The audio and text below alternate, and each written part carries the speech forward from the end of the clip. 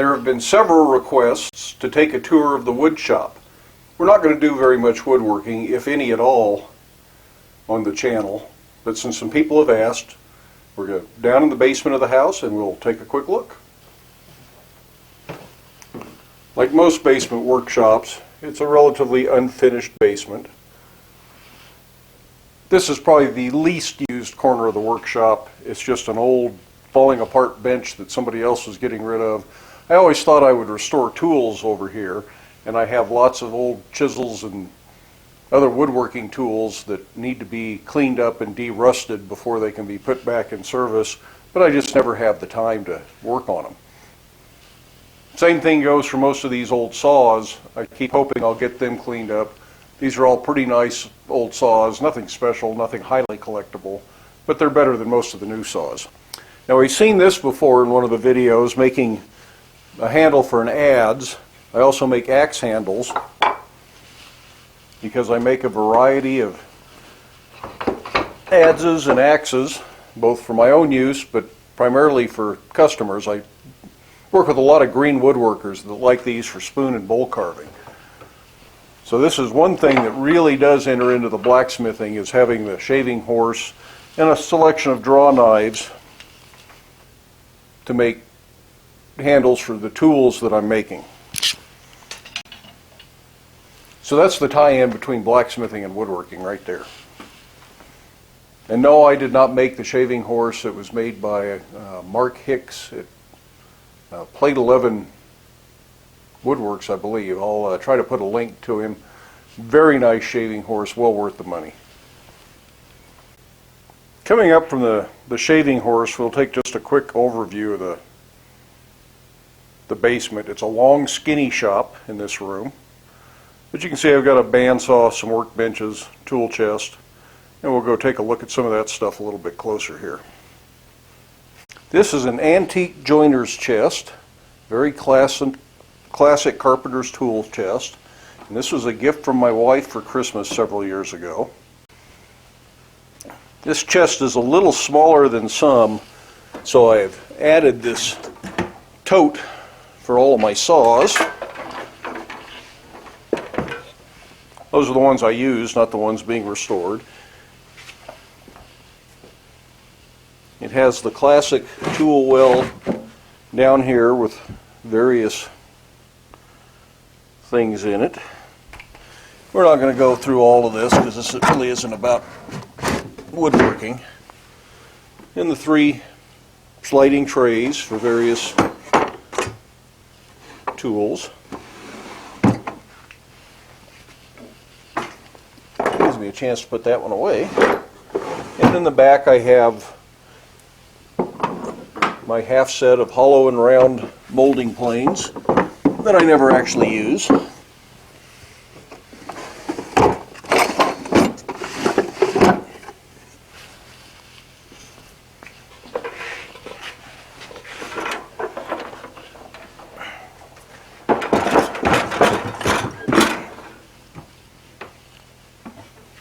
Next to the chest, I've got this post vise that I brought in here thinking it would come in handy. I never use it, so it'll end up going back up to the shop somewhere.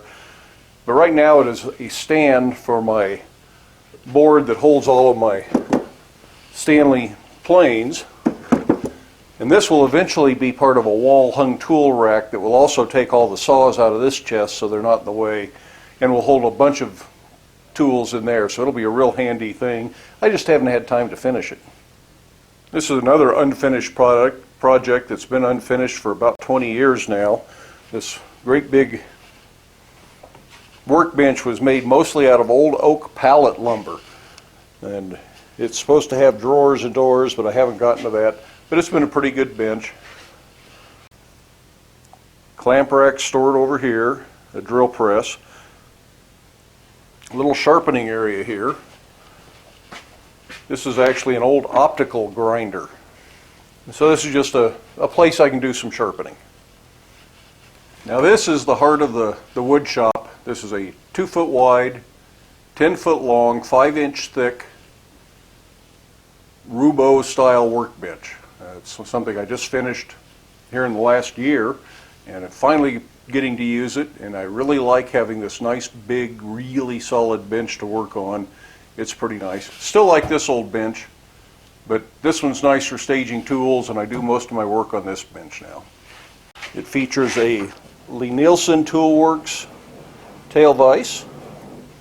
The ends on the handle are actually doorknobs. And a bench-crafted crisscross leg vise, which is very nice. They make great hardware. Real smooth operating. Nice vise. They don't make the wood part, just all the metal parts. Then, of course, there's materials for all the unfinished projects. Some of these will be upper cabinets for our kitchen that still isn't finished after 10 years. Hopefully I'll get around to that sometime soon. Some of this will be the material for my tool cabinet that'll hang on the wall where all my planes and my saws will go. And most of it's been cut and it's getting close, but I got distracted and haven't finished that either. So this is sort of the whole of unfinished projects where things go to sit and cool their heels for a while. And pieces for a weaving loom that I'm working on. There's more to it over in the corner, but still another unfinished project. I have a nice old wood stove if I need to heat the shop. I don't use it very often because it really doesn't get all that cold down here. Here's the structure for that lathe, or the weaving loom that I was mentioning, and that's something that'll be a smaller loom. My wife has several great big looms, but this will be a smaller one for kind of test work.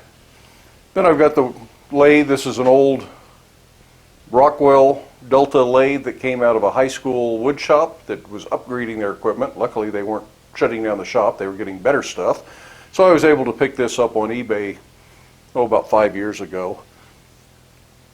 And then over in the corner is my lumber rack. Most of this stuff in here is all handle material that will be used for axe handles and adze handles and things like that. Black locust, Osage orange, hickory, things like that. And no, the paddles are not something I made. They're for a canoe that I haven't finished building yet. So that's just a quick look down here at the wood shop. I hope that answers some questions.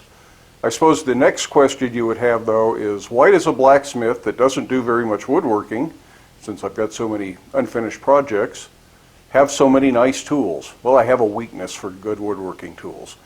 And my journey in blacksmithing actually started as a journey in woodworking. I was never real interested in woodworking in high school. I didn't take wood shop. I always took metal shop. But somewhere after high school, I discovered Roy Underhill in the Woodwright shop.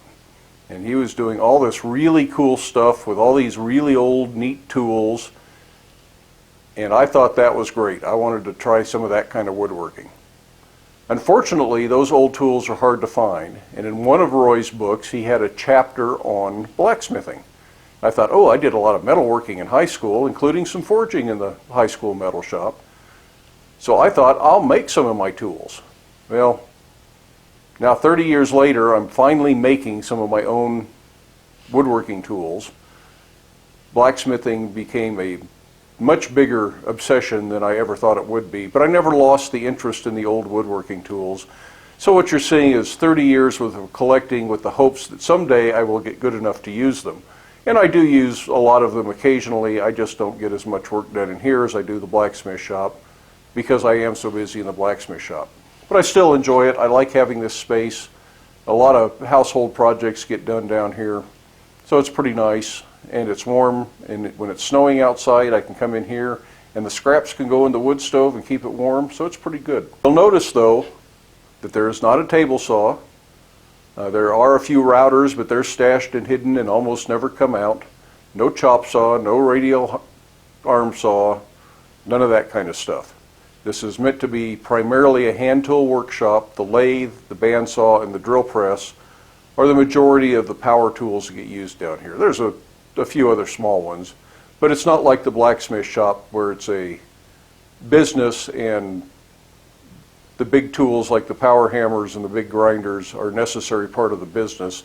This is purely for my enjoyment, and I don't produce woodworking other than axe handles and adze handles for other people. So that's about the only woodworking that ever gets sold, and that's just because I'm making the tools. Anyways, hope you enjoyed it. Hope it was worthwhile. We'll be back in the blacksmith shop hopefully tomorrow, and we'll see you there. Take care.